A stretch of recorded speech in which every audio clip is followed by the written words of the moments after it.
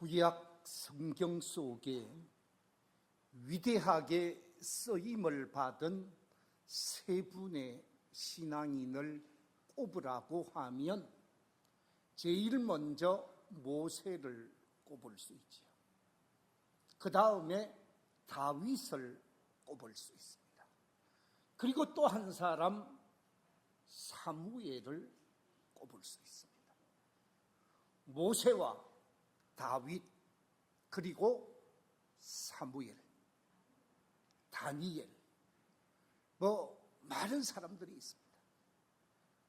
사무엘이라 다니엘이라 엘리야나 여러 사람들이 있는데 제가 오늘 소개하고자 하는 사람은 모세, 다윗, 그리고 다니엘.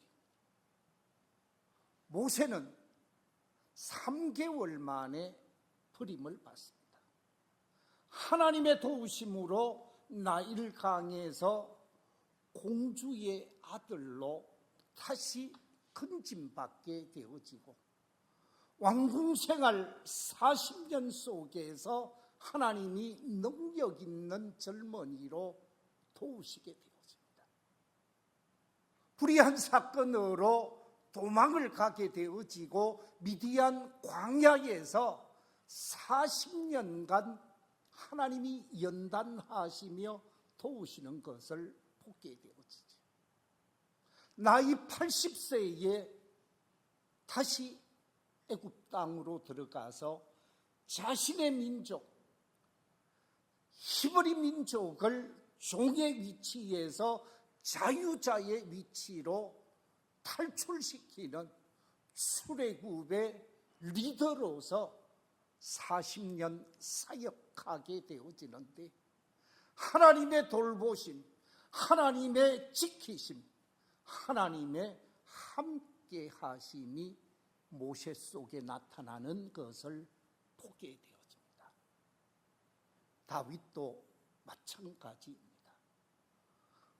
어린 소년 시절 골리앗을 제거하고 사울 왕의 사위가 되어지지만 사울 왕의 사위가 되어지고 난 다음에 사울이 자신의 사위 다윗을 죽이기 위해서 끊임없이 추격하게 되어집니다. 그런데 그때마다 하나님께서 다윗을 지키시고 다윗을 보호하시고 다윗을 돌보셔서 왕이 되게 하시고 왕이 되고 난 이후에도 많은 이방 민족과의 전쟁 속에서 하나님이 지키시고 도우시고 함께 하시는 놀라운 사건을 보게 되어집니다. 또 한 사람 다니엘도 마찬가지지요. 다니엘은 불행한 시절 나라를 잃어버리고 강대국에 의해 짓밟히게 되어지면서 바벨론의 포로로 잡혀가게 되어집니다. 그 바벨론 포로 생활 속에서도 하나님이 지키시고 돌보셨고 장성한 가운데 정치 지도자의 역할을 하게 되어질 때도 정적들이 그를 끊임없이 제거하고자 없이하고자 애를 썼지만 그때도 하나님께서는 사자굴에서도 지키시고 보호하시는 놀라운 사건을 보게 하십니다. 이처럼 모세와 다윗, 다니엘 여러 사람들을 지키시고 돌보시는 사건이 나타나게 되어지는데 다윗은 자신을 돌보아 주시고 자신을 지켜주시고 자신을 이끌어 주신 하나님께 시편 23편을 통해서 이렇게 고백하고 있습니다. 여호와는 나의 목자시니 내게 부족함이 없으리로다. 그가 나를 푸른 풀밭에 누이시며 실만한 물가로 인도하시는도다.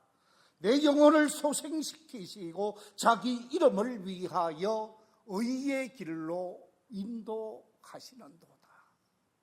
하나님께서 자신을 인도해 주시고 자신을 지켜 보호해 주심을 덧붙여 이렇게 고백하고 있습니다. 내가 사망의 음침한 골짜기로 다닐지라도 해를 두려워하지 않을 것은 주께서 나와 함께 하심이라. 주의 지팡이와 막대기가 나를 안위하시나이다. 주께서 내 원수의 목전에서 내게 상을 차려주시고 기름을 내 머리에 부으셨으니 내 잔이 넘치나이다.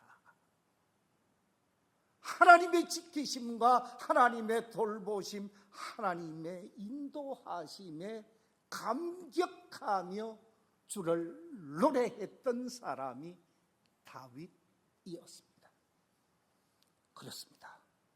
하나님은 우리를 지키시는 분이십니다.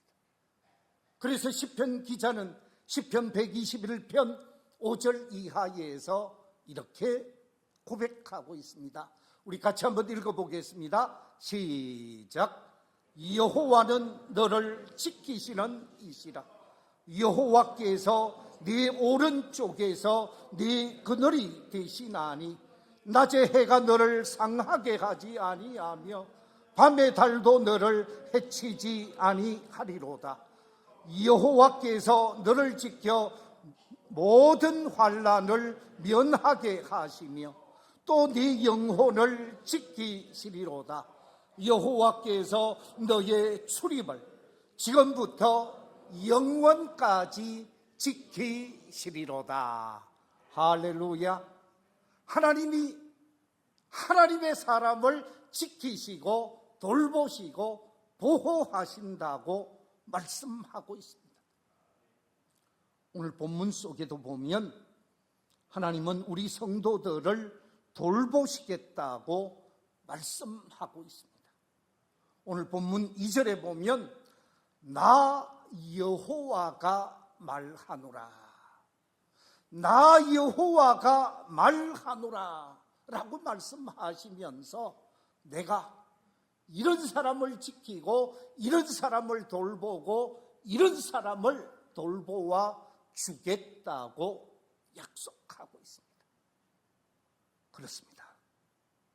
소를 잡아서 하나님께 드리는 사람을 돌볼 것이 아니고 양을 잡아서 하나님 앞에 번제로 드리는 사람을 지켜줄 것이 아니고 값비싼 향을 피워서 하나님을 받드는 사람을 지키려고 하는 것이 아니라 나는 이런 사람을 지키고 돌보겠다, 나는 이런 사람을 돌보아 주겠다라고 말하고 있는데 하나님께서는 어떤 사람을 돌보시겠다고 말씀하고 있는가?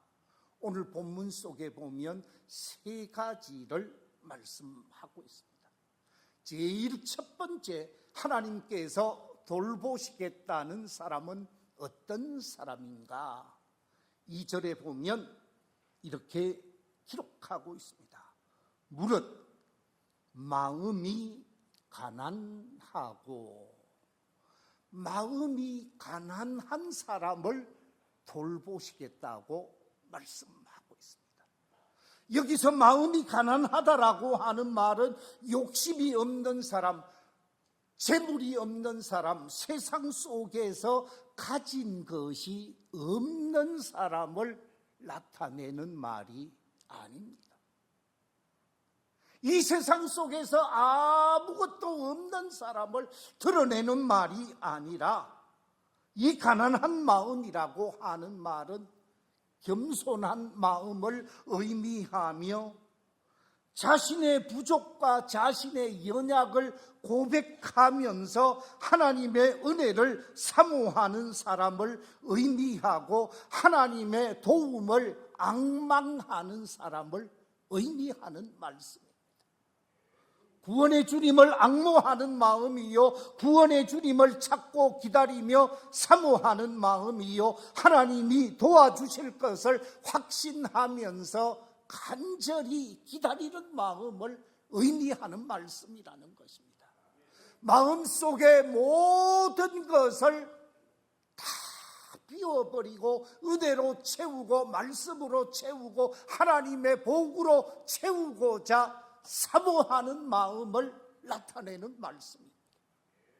그래서 시편 107편 9절에서는 이렇게 말씀하고 있습니다. 그가 사모하는 영혼에게 만족을 주시며 줄인 영혼에게 좋은 것으로 채워주심이로다. 그렇습니다. 바라옵기는 이 자리에 계신 우리 모든 성도들이 사모하는 마음, 간절히 구하는 마음이 되시기를 주의 이름으로 축원합니다. 우리가 하나님의 은혜를 사모하고 하나님의 도우심을 간구할 때 그 사람과 그 공동체, 그 가정을 하나님께서는 외면하지 아니하시고 도와주시고 은혜 베푸시고 돌보실 것을 약속하신 말씀입니다. 사도행전 1장에 보면 부활하신 주님께서 성천하시는 장면이 나오게 되어집니다. 예수님이 성천하시면서 약속하신 것을 기다리라 말씀하셨지요. 그래서 예루살렘을 떠나지 아니하고 500여 성도들 가운데 120명의 성도들이 예루살렘 성 안에 있는 한 다락방에 모여서 가난한 마음, 사모하는 마음으로 기도하게 되어지는데 1장 14절에 보면 이렇게 기록하고 있습니다.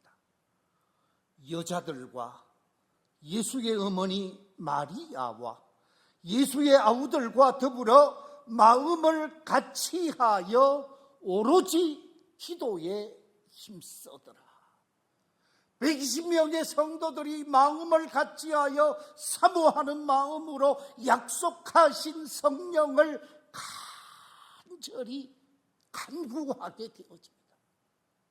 예수님이 성천하시고 10일째 되던 오순절날 사도행전 2장 1절 이하 4절에 보면 그 사모하는 심령 속에 어떻게 역사하고 있는가? 우리 같이 말씀을 한번 읽어보겠습니다. 시작. 오순절 날이 이미 이르매 그들이 다 같이 한 곳에 모였더니 호련히 하늘로부터 급하고 강한 바람 같은 소리가 있어 그들이 앉은 온 집에 가득하며 마치 불의 혀처럼 갈라지는 것들이 그들에게 보여 각 사람 위에 하나씩 임하여 있더니 그들이 다 성령의 충만함을 받고 성령이 말하게 하심을 따라 다른 언어들로 말하기를 시작하니라. 아멘. 그렇습니다.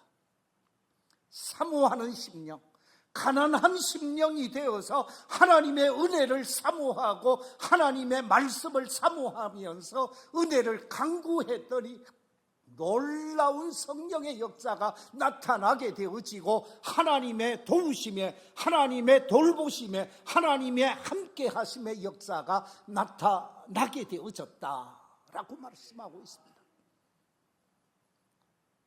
마가복음 7장에 보면 예수님께서 유대와 갈릴리 지역에서 열심히 사역을 하시는 가운데 아침도 없고 저녁도 없이 사람들이 막 몰려왔지요.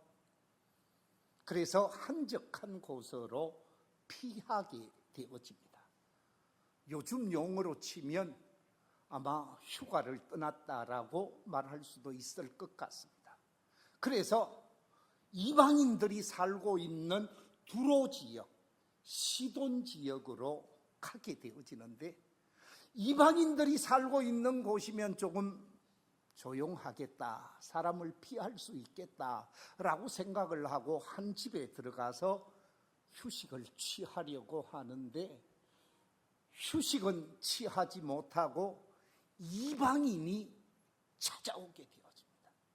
그 가운데서 헬라 출신 수로보니게 족속 여인이 예수님을 찾아와서 쉬지도 못하게 발 앞에 엎드려서 간청하게 되어집니다.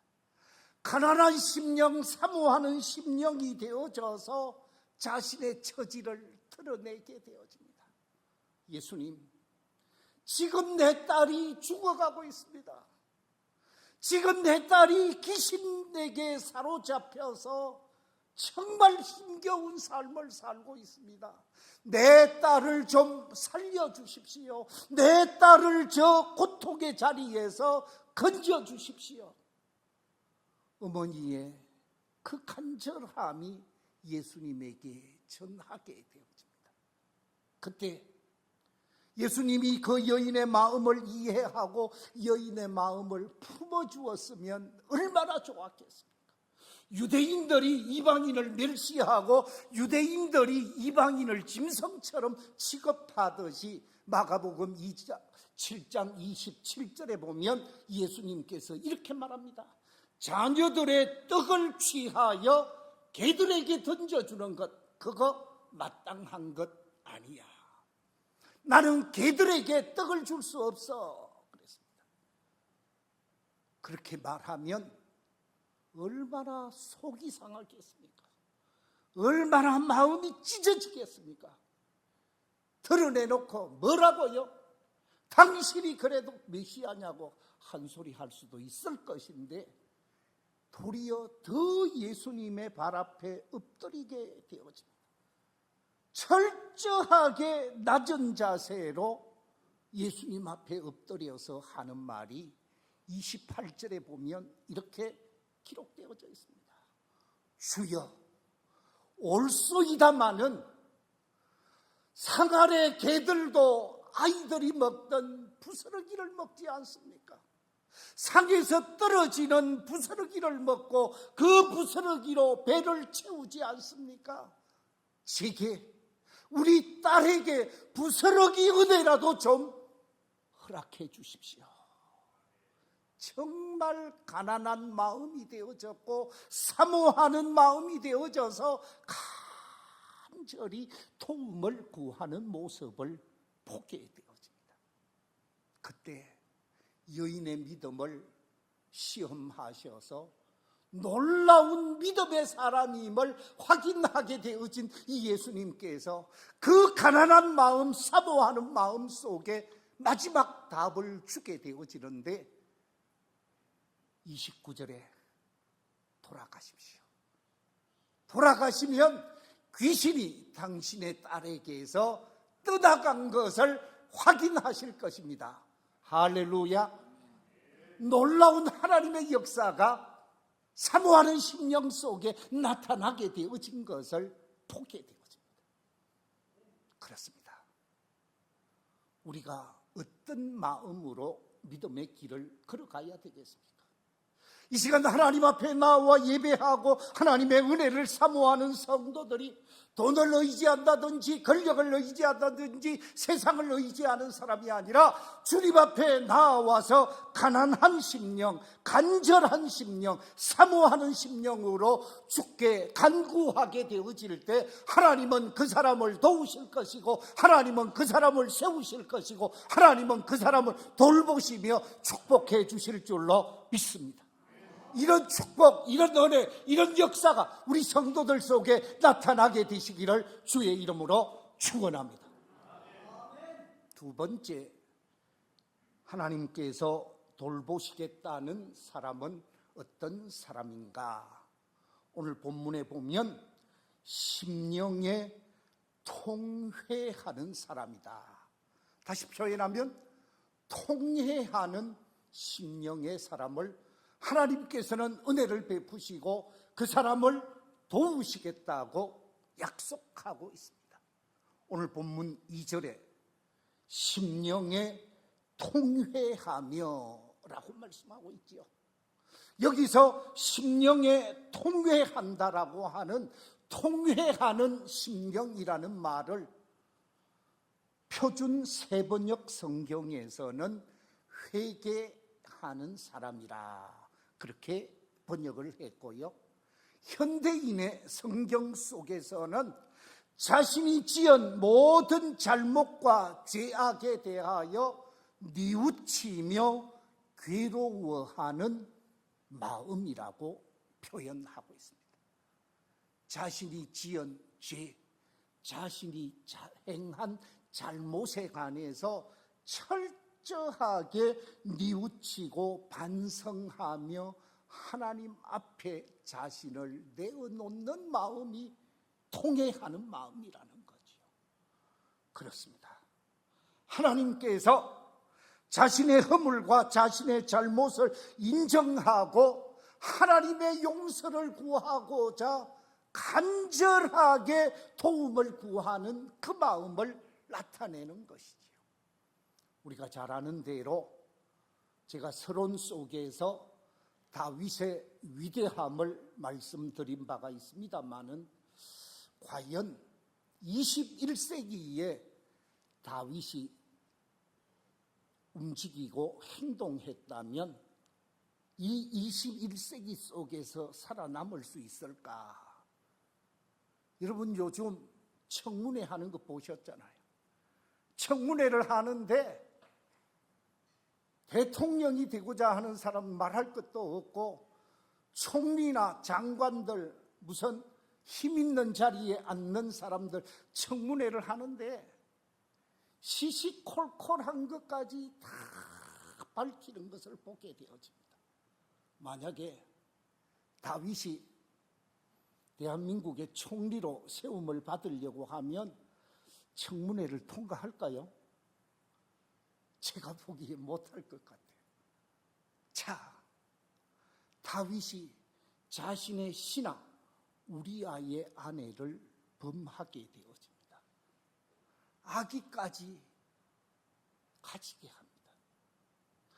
완전 범죄를 위해서 우리아를 전쟁 최전방에 보내서 전사시켜버립니다. 그리고 그 여인을 자신의 아내로 맞이하게 되어지죠. 아무도 모를 것이라고 생각했습니다. 누구도 이 사실을 아는 사람 아무도 없다. 밧세바와 자신만 아는 비밀이라고 생각을 했습니다. 그런데 하나님께서 누구를 파송시킵니까? 선지자 나단을 다윗 왕에게 보내게 되었습니다. 그리고 왕에게 이렇게 이야기를 합니다. 왕이시여, 한 고을에 많은 소와 양을 가지고 있는 부자 한 사람이 살고 있었고 그 사람의 옆집에 아주 가난한 사람, 작은 양 새끼 한 마리를 자신의 생명처럼 귀하게 여기면서 기르는 사람이 살고 있었습니다. 그런데 그 부잣집에 귀한 손님이 한 분 방문하게 되었는데 이 부자는 자신의 집에 방문한 그 손님을 위하여 자신의 집에 있는 그 수많은 짐승들을 그대로 두고 자신의 옆집에 살고 있는 아주 가난한 사람, 암양 한 마리만을 자기 생명처럼 귀중히 여기는 그 사람의 암양을 빼앗아서 손님 대접을 했다고 하는데 그 사람을 어떻게 하면 좋겠습니까? 하고 질문을 했습니다. 이 질문을 하자 다윗 왕이 노발대발하게 되어집니다. 뭐라고 노발대발합니까? 사무엘상 12장 5절 6절 우리 같이 한번 읽어볼까요? 시작.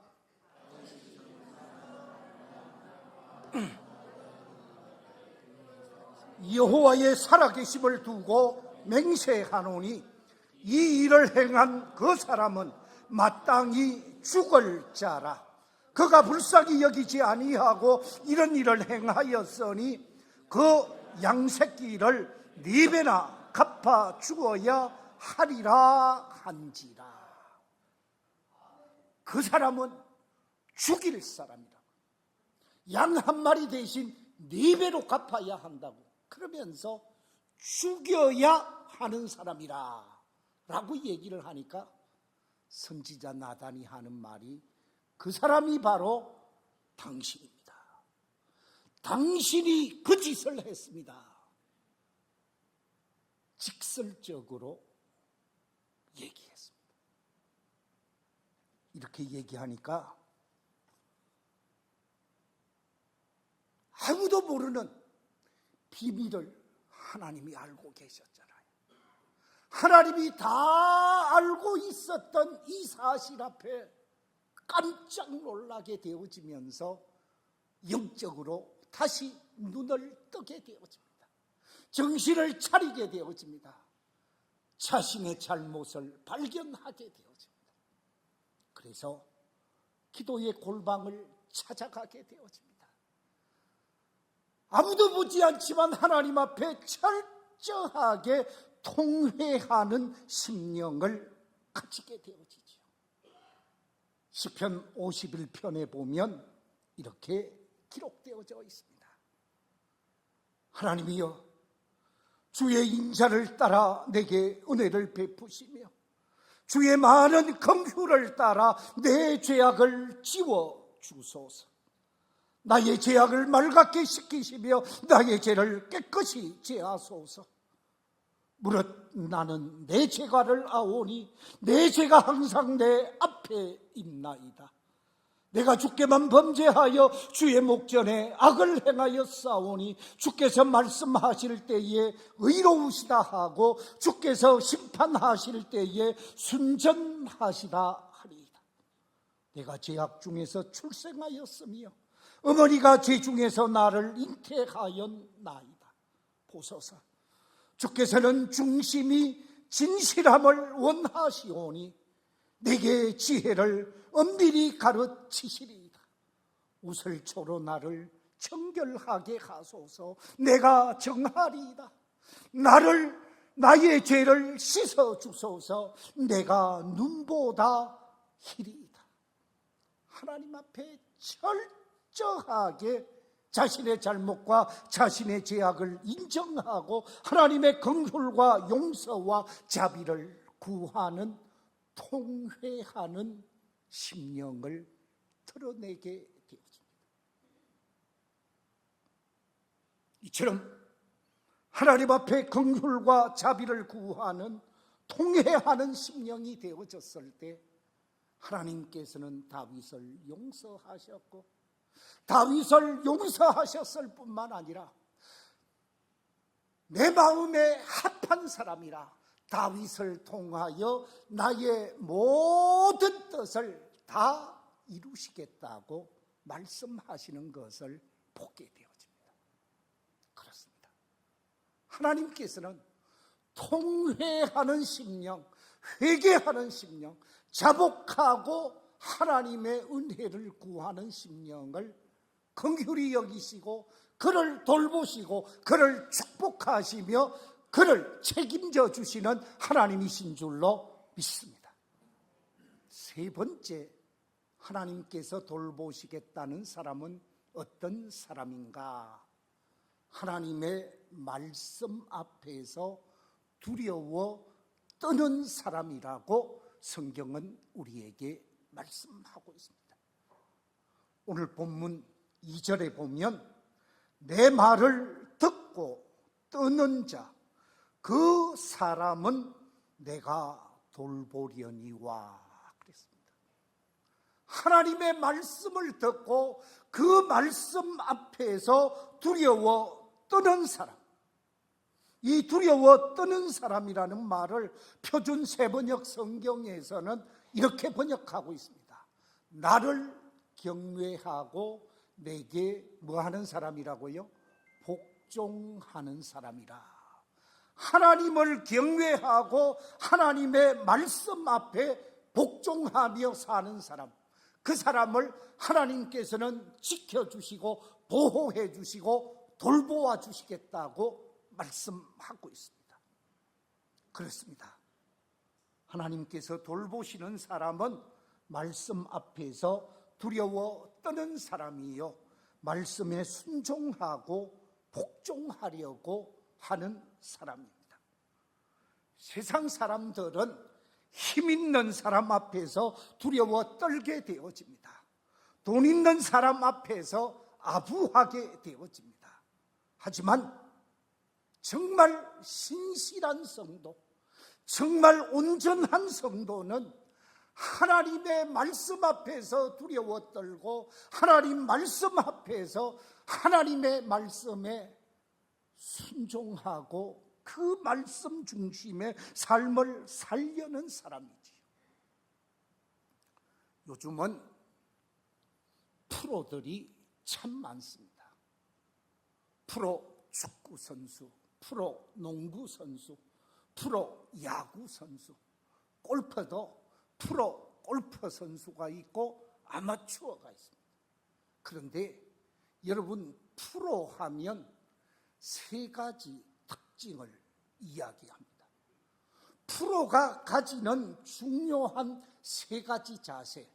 제일 첫 번째, 프로 할 때 P는 포지티브라는 말을 쓰게 되어지죠. 이 포지티브라고 하는 말은 모든 일에 있어서 부정적이지 않고 어떻다고요? 긍정적이라는 거예요. 두 사람이 눈을 감고 있는데 조금만 참으십시오.